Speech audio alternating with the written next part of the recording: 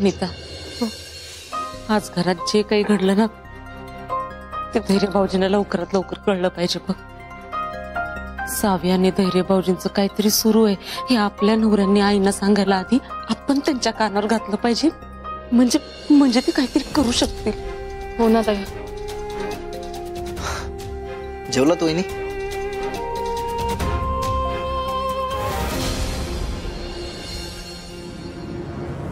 भाऊजी, हे आम्हाला थोडं बोलायचं होतं तुमच्याशी. हा बोला की. हा त्याचं काय आहे ना भाऊजी,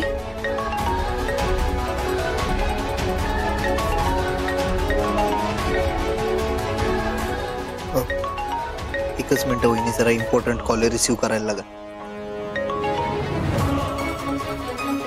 हॅलो, काय? नाही जरा थांबा, मी बोलतो तिच्याशी. सो सॉरी वहिनी, पण आपण जरा नंतर बोलूयात. आता मला आईशी बोलणं जास्त इम्पॉर्टंट आहे. आलोच. ऐका ना भाऊजी. भाऊजी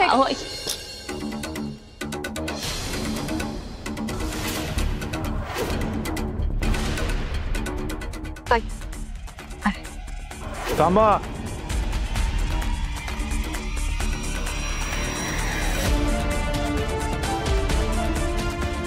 एवढं काय महत्वाचं बोलायचं होतं त्याशी?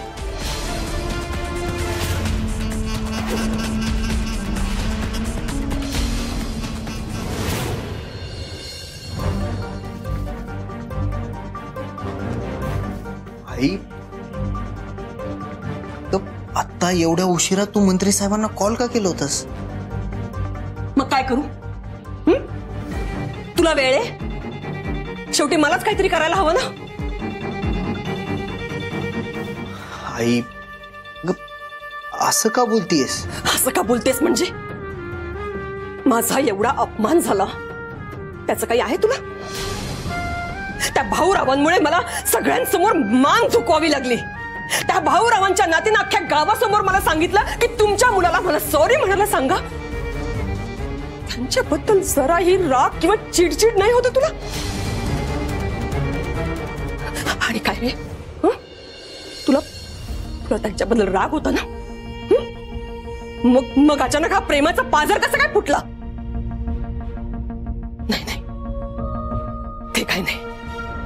उद्या जर का माझं नाव रद्द करून त्या भाऊरावांची निवड झाली ना तर माझ्यासाठी सगळ्यात मोठा अपमान असणार आहे तो. आई, तू अजूनही तेच घेऊन बसलीस? अजूनही तेच घेऊन बसलीस?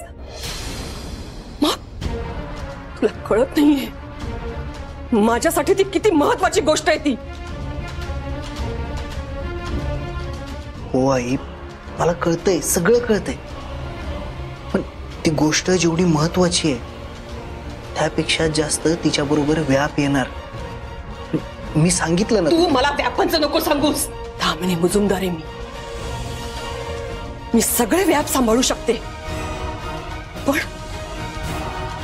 पण त्या भाऊरावांमुळे जर का त्या समितीवरनं माझा बाण उतारा झाला ना तर हे मात्र मी कधीच सहन नाही करणार. बघशील तू, बघशील.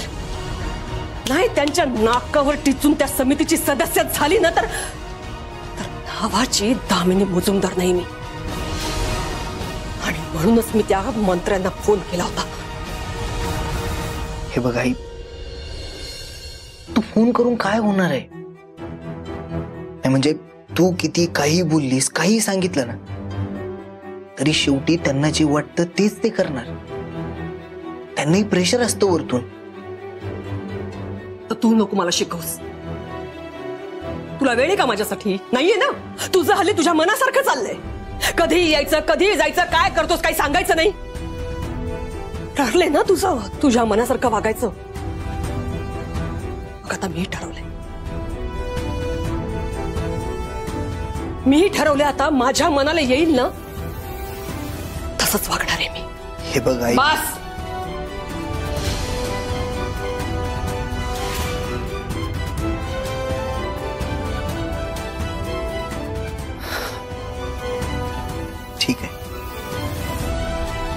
तुला जसं वाटतंय, जे तुझ्या मनाला येईल तू वाग तसंच.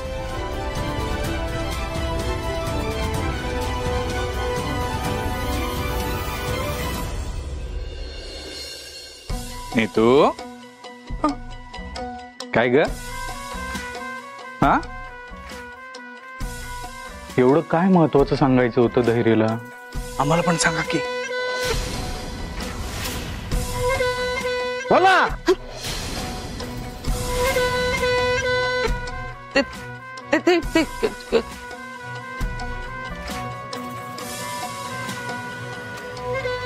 काही नाही अहो. आज घरात धैर्य भाऊजींनी थांबायला पाहिजे होतं. ते असते तर आईंना सपोर्ट झाला असता ना.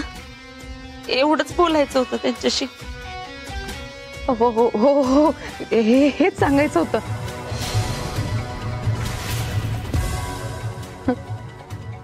अहो खूप खूप कामं पडलेत, आवरून घेते. हा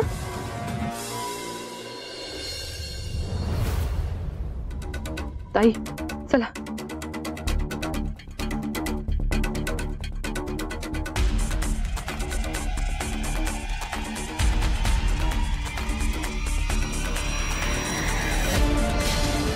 अरे दादा, लय वाईट झालं आज. त्या भाऊने ना लय इन्सल्ट केला आईचा. पण हा धैर्य काय माहित कुठं होता.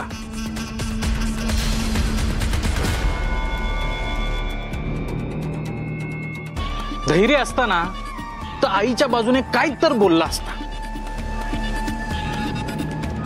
पण तो अरे धैर्य इथंच आहे की काय रे? धैर्य, आईचा तुझ्यावर किती विश्वास आहे. तिला वाचवायचं सोडून तूच गायब.